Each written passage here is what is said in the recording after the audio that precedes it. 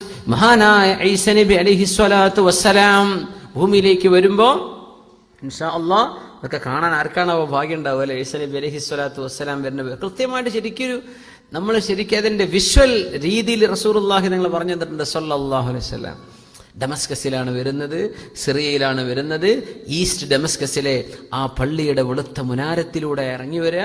സുബഹി നിസ്കാരത്തിന് നേരത്തായിരിക്കും വരിക. ഈസാ നബി ആ പള്ളിയൊക്കെ ഇപ്പോൾ ഉണ്ടല്ലോ, അതല്ല അത്ഭുതം. അൽ മസ്ജിദുൽ അമവി, ഒരു 800ഓളം വർഷങ്ങൾ പഴക്കമുള്ള ആ പള്ളിയാണ് ഈസ്റ്റ് ഡമസ്കസിൽ അള്ളാഹുവിന്റെ ദീനിന്റെ ഉലമാ, അവർ അന്നത്തെ ഭരണാധികാരികൾ മശൂറ ചെയ്ത് കൂടിയാലോചിച്ചുണ്ടാക്കിയ പള്ളി. അതൊക്കെ റസൂലുള്ളാഹി സ്വല്ലല്ലാഹു അലൈഹി വസല്ലം പറഞ്ഞ ഒരു പ്രവചനത്തിന്റെ ബാക്കിയാണ്. അങ്ങനെ പള്ളിയോടെ വരും, വെളുത്ത മുനാരങ്ങളാണ്. ആ മുനാരത്തിലൂടെ ഈസാ നബി അലൈഹിസ്സലാം ഇറങ്ങി വരിക. ഇറങ്ങി വരുമ്പോൾ മുടിയിൽ നിന്ന് ഇങ്ങനെ വെള്ളം ഉറ്റുന്നുണ്ടാകും. യതഖത്തറു, അവിടുന്ന് മുടിന്ന് വെള്ളം ഇങ്ങനെ മിസ്ലുൽ ജുമാൻ, ആ വെള്ളത്തുള്ളി ഇങ്ങനെ ഉറ്റുന്നത് കണ്ട അത് മുത്തുകളാണെന്ന് തോന്നും. ഇപ്പൊ കുളിച്ചിറങ്ങി വരുന്ന പോലെ അള്ളാഹുവിന്റെ 2 മലക്കുകളുടെ ചിറകളിൽ കൈവച്ചുകൊണ്ടാണ് ബഹുമാനപ്പെട്ടവർ ഇറങ്ങി വരിക. മുനാരത്തിനോട് ചാരിക്കൊണ്ട് ബഹുമാനപ്പെട്ടവർ ഇറങ്ങി വരുമെന്ന് റസൂലുള്ളാഹി സ്വല്ലല്ലാഹു അലൈഹി വസല്ലം. ആ ഒരു കാഴ്ചക്ക് ഒന്ന് ആലോചിച്ച് നോക്കൂ അല്ലേ? അപ്പോ ന്യൂസ് ചാനലുകളൊക്കെ റിപ്പോർട്ട് ചെയ്യൂത് അല്ലേ? ഈസാ നബി വന്നു എന്ന് മുസ്ലിമീങ്ങൾ വിശ്വസിക്കുന്നു, ആള് വന്നിട്ടുണ്ട്.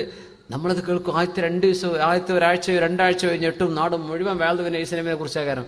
പിന്നെ നമ്മൾ മറക്കും. അങ്ങനെ ഉണ്ടാവുക. മനുഷ്യന്മാരങ്ങനെയാണ്. ദജ്ജാൽ വരും, അതൊക്കെ ഭയങ്കര ന്യൂസ് ആയിരിക്കും. ദജ്ജാൽ എന്ന സംഗതി ഒരു ആന്റി ക്രൈസ്റ്റ് അല്ലെങ്കിൽ ഒറ്റക്കണ്ണനായ ഒരു മനുഷ്യൻ വരുമെന്ന് പറഞ്ഞ ആ സംഭവം ഇറാഖിന്റെയും സിറിയയുടെയും ഇടയിൽ വരുന്ന ലോകത്ത് ഇൻജസ്റ്റിസ്, ഏറ്റവും കൂടുതൽ അനീതി നടക്കുന്ന കാലത്താണ് മസീഹു ദജ്ജാൽ വരിക. അത് മാത്രമല്ല, ദജ്ജാലിനെ കുറിച്ചുള്ള ചർച്ച പോലും സമൂഹത്തിൽ നടക്കൂല, ആ കാലത്താണ് വരിക എന്നാണ്. പക്ഷെ വന്നാൽ അതൊരു ന്യൂസ് ആർട്ടിക്കിൾ ആയിരിക്കും, എക്സ്ക്ലൂസീവ് ന്യൂസുകളായിരിക്കും ചാനലുകൾക്ക്. നമ്മളൊക്കെ ഒന്ന് ഞെട്ടും. പിന്നെ ദജ്ജാൽ വന്നു 2 കൊല്ലം കഴിയുമ്പോൾ പിന്നെ മൂപ്പരോടെ ഉണ്ടല്ലോ, നമ്മളെ ലോകത്തുണ്ട്. മനുഷ്യൻ ഇങ്ങനെ മറക്കുന്നതാണ്.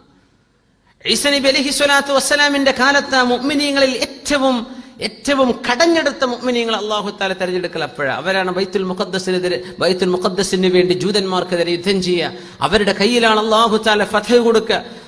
ജെറൂസലേമിലെ മസ്ജിദുൽ അഖ്സ മുസ്ലിമീങ്ങളുടെ കയ്യിലേക്ക് കിട്ടും.